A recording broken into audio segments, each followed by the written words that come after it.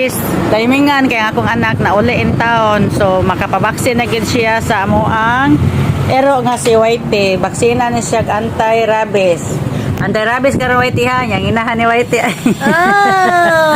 Gapa na mo Whitey no. Sige na lay, sakay na. Mapabaksin ni sila ron dito sa doktor sa Banoy. Anti-rabies, sinahinay mo pudagan ha. Tanawang motor, porti ng pagkahamisa sa motor. Gilihian dayo drive ang motor. Hinay ra jud mo hinay. Yatawan ti Eli Whitey ha. Ampeng, lisensya mo Jem. Unsay? Na sakay reg motor with lisensya padakop ka. Unsa man na sa mong bulsa? Kumpiyansa lagi ng cellphone ni matagak in taon na. Sus Ginoo lagi in taon ay. Way careful. Patong license mo na. Hamis na ra ba kay nang ilam ng Ubax oh. Nakainit kayo.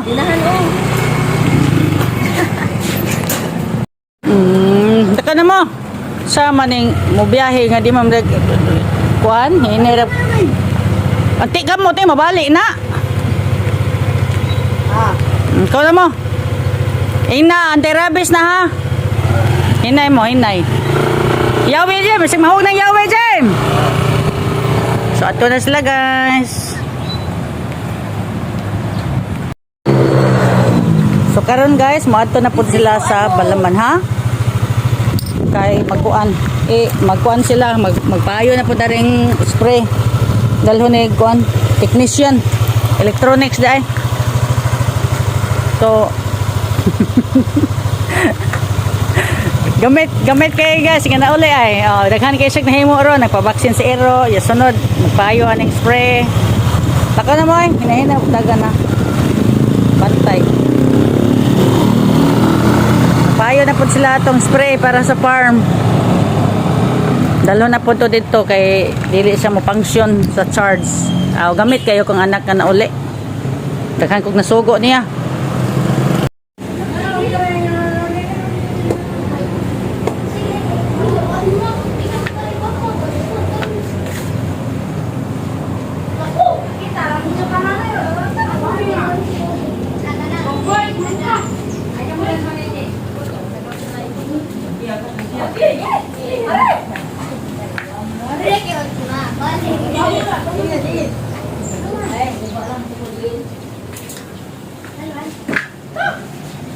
Tawag po ang bed. Ako lang eh. Oh, ako lang eh. Parang eh.